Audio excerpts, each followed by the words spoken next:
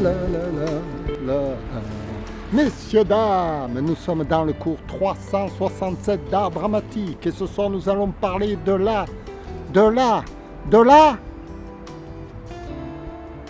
Comment on a dit ça déjà? La rentabilité de l'acteur. La rentabilité de l'acteur. C'est un sujet que j'ai évoqué la dernière fois et cette fois-ci, on va développer. Qu'est-ce que c'est que la rentabilité de l'acteur? Un acteur est-il rentable? On va voir ça ensemble. Mais oui, allez, hop.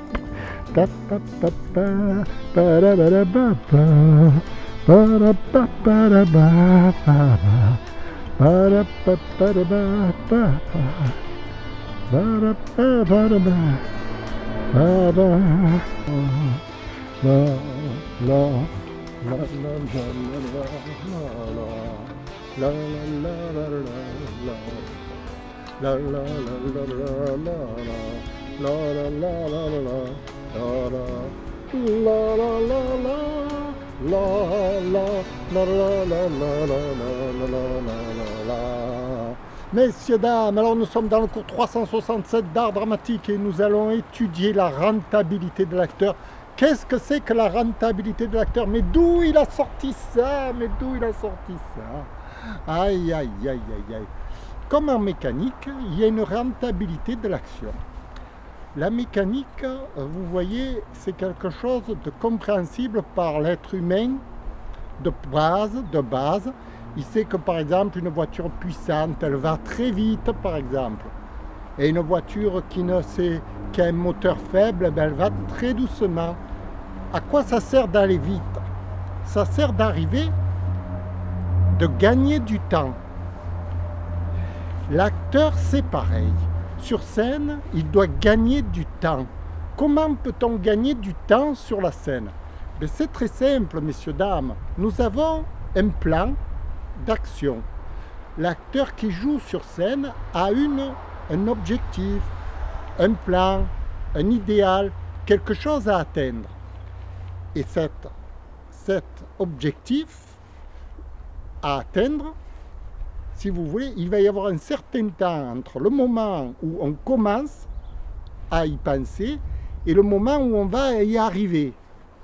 Si vous y arrivez rapidement, vous êtes un acteur rentable. Mais si vous faut des mois, des semaines ou même des heures avant d'arriver à votre objectif, vous êtes un acteur qui n'est pas rentable. Alors les objectifs, c'est quoi? Les objectifs, il y a beaucoup d'objectifs dont on peut imaginer. Par exemple, prenons le cas facile d'un footballeur. Son objectif, c'est de marquer un but. En combien de temps il va y arriver? Vous allez me dire, il n'a que 90 minutes pour marquer un but. D'accord? L'adversaire va aussi riposter, il va peut-être aussi en marquer. Il va y avoir une rentabilité de l'action. Alors vous allez me dire, pour avoir une bonne rentabilité, il faut que les joueurs se dopent, qu'ils prennent beaucoup d'amphétamines, de tas de produits médicamenteux, de l'oxygène dans le sang, etc. Vous les voyez, les footballeurs.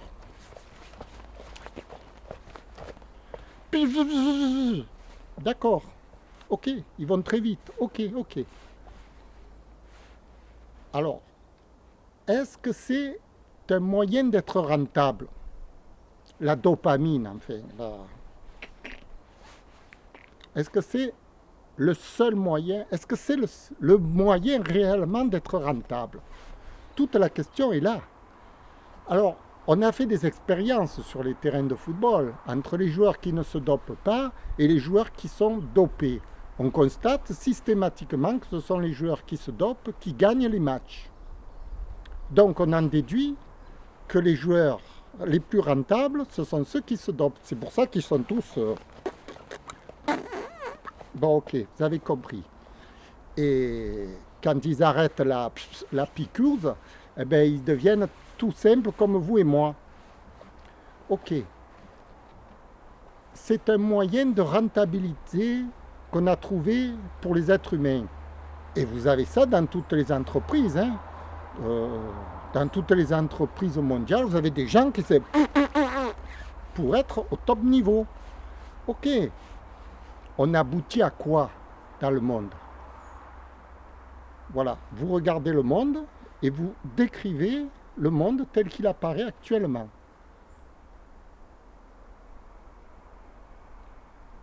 Guerre mondiale. On aboutit à la guerre mondiale. Autrement dit, l'histoire de doper les gens, de faire des entreprises puissantes, de plus en plus puissantes, aboutit à quoi? À la destruction du monde. Au jour d'aujourd'hui, le 1er octobre 2022, on est dans un drame terrible. Alors que, normalement, on aurait dû être le monde parfait, encore meilleur qu'il y a 100 ans. Et non, on est arrivé à la régression de l'humanité, puisqu'on est à la veille d'une 3e guerre mondiale. C'est-à-dire, en plus de ça, la destruction de l'humanité, qui nous pend au nez. Donc, j'en déduis que la rentabilité du... ça ne marche pas. Je préfère être à l'époque de Bonaparte, où les gens allaient à cheval, où les guerres ne menaient pas à une destruction totale de l'humanité, où on avait encore un monde qui était propre, plutôt qu'à un monde actuel où tout s'accélère dans une faillite générale. Donc la rentabilité actuelle n'est pas atteinte, puisque la rentabilité, comme je vous ai dit, c'est d'aller d'un point A à un objectif B. Alors, les simples d'esprit, ils vont vous dire, mais moi, j'ai rempli mes poches, j'ai rempli mes comptes en banque. Oui, mais si toi, tu as rempli ton compte en banque et qu'à la fin, c'est la faillite, c'est-à-dire la destruction du monde, où il est ton compte en banque? À quoi il sert ton compte en banque? Donc, c'est un esprit simpliste de dire que la rentabilité, c'est d'être performant au point de vue physique, au point de vue sur les terrains de foot. C'est de la gnognotte. C'est du foutage de gueule, c'est comment on peut dire ça? C'est de la poudre de perlimpinpin. Parce que cette rentabilité-là, c'est une rentabilité néfaste. C'est un peu comme quand vous prenez par exemple une Formule 1 de voiture de course. Bon, ben, c'est une voiture très rapide, mais rentabilité zéro. Parce que si vous la mettez sur la route, le gars il va se tuer avec. Rentabilité zéro. Alors oui, ils vont très vite. Ils crânent, mais à quoi ça sert de crâner si vous arrivez dans un arbre et que vous êtes raide? C'est les zinzins qui font ça. C'est un peu comme celui qui prendrait un revolver dans les mains et puis qui dirait avec ce revolver, je fais ce que je veux, j'ai les banques à moi, j'ai la voisine au garde à vous, avec mon revolver, je fais ce que je veux. Et puis un jour, le revolver, pam! Et c'est terminé. Où est la rentabilité de ce plan-là? C'est un plan faillitaire. Alors, pour vous dire, qu'est-ce que c'est que la rentabilité? La rentabilité, vous voyez, c'est quand on peut assurer la longévité de l'être humain dans un paradis, dans un monde parfait, dans un monde idéal. C'est ça la rentabilité de l'être humain. C'est un peu exactement comme cet arbre. Vous voyez cet arbre-là? Sa rentabilité, c'est quoi? C'est qu'il se développe toute sa vie dans un sol sain et qu'il puisse se nourrir et grandir et vivre le plus longtemps possible. C'est ça sa rentabilité. L'être humain, c'est pareil. L'être humain, ma rentabilité à moi, c'est que je vive par exemple 120 ans en pleine forme jusqu'à mes 120 ans. Voilà. Ça, c'est ma rentabilité réelle. Mais qu'est-ce qu'on me propose actuellement pour arriver à mes 120 ans? Qu'est-ce que le monde civilisé propose? Y a-t-il quelqu'un qui propose quelque chose? Alors, les gens qui proposent quelque chose sont sont remis en place par le système parce qu'on n'en veut pas. On ne veut pas d'une rentabilité de l'être humain. Je peux le comprendre. Les gens qui sont un peu simplés dans leur tête pensent que la rentabilité doit être immédiate. C'est un peu comme la culture des sols. On les engraine, on les fertilise, on les pyramide, on les détruit au point de vue génétique, et à la fin, la rentabilité, elle est zéro. Au début, la première année, oh, c'est formidable, on a des champs, mais au bout de 10 ans, 20 ans, ça devient une catastrophe humanitaire. Donc la rentabilité à long terme, elle est de zéro par rapport aux cultures traditionnelles. Donc il faut repenser la rentabilité de l'être humain, en quelque sorte. C'est très important. Si on n'y pense pas à la rentabilité, on va penser à quoi? À demain? Après-demain? À mon mois qui sort? À cette année qui va s'écouler? À mes 10 ans qui viennent? C'est pas aux 10 ans qu'il faut penser. L'être humain, il vit 120 ans normalement. Donc la rentabilité de l'homme sera établie quand l'être humain aura vécu ses 120 ans en pleine forme. C'est ça la rentabilité de l'être humain. Pour arriver à ce résultat, il va falloir réfléchir au mécanisme de l'être humain et non pas à la poudre de perlimpinpin qu'on vend, qu'on voit, que les gens imaginent eux-mêmes des fanfarons. Ce sont des fanfarons. Ils croient que leur rentabilité, c'est leur compte en banque. Bon, ben, tant mieux pour eux. Ils n'ont qu'à y croire. Après tout, chacun est libre de croire à sa propre rentabilité. Mais la vraie rentabilité de l'être humain, c'est sa vie personnelle. Comment il vit ses 120 ans. Parce que c'est pas tout d'arriver à 120 ans. Mais encore faut-il arriver dans des conditions de bonheur, d'agréabilité, de vivre une vie saine, de vivre en toute harmonie avec son entourage, un peu ce que pratiquaient les sages par exemple, les Indiens, je pense aux Indiens d'Amérique, ils pratiquaient la vie saine, la vie en harmonie avec la nature, et ils pensaient que la vie la plus agréable sur Terre, c'était de respecter les lois de la nature, et non pas d'enfreindre et de tout ravager. Et d'ailleurs, les chefs indiens l'avaient dit aux Blancs. Ils leur avaient dit que ça conduirait à une catastrophe humanitaire sans précédent, ce que vous avez fait de l'Amérique.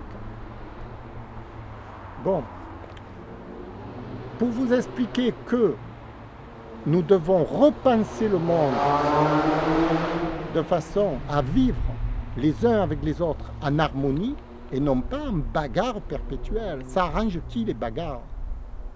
Quel est l'être humain qui prône les bagarres sur la terre? C'est un fou dangereux. Pour moi, c'est un fou dangereux. Celui qui prône la guerre, les bagarres, les conflits, de toutes sortes. Tous les gens qui sont pour les conflits sont des fous dangereux. On ne peut pas se permettre des choses comme ça. On est obligé de vivre en harmonie les uns avec les autres, avec toutes les civilisations qui existent sur la terre.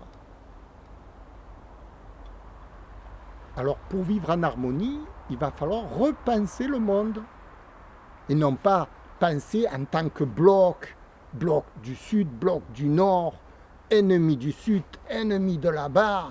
Mais qui je vais abattre aujourd'hui avec ma Kalachnikov? Oh, qu'est-ce qu'on nous sert là?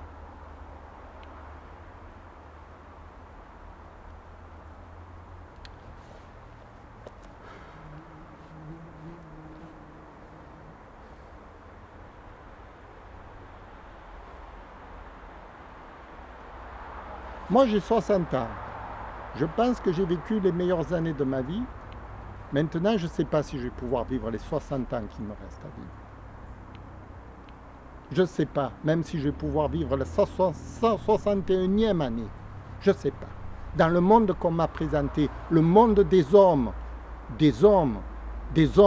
intelligents, je ne comprends pas. Je ne comprends pas leur vie. Je ne comprends pas leurs humanités. Je ne comprends pas ce monde qu'on me sert du soir au matin.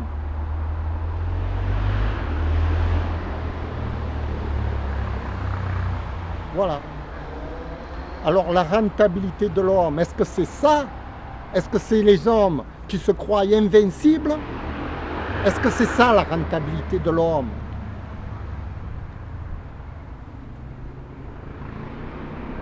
Il faut être dégénéré mentalement, timbré de la tête.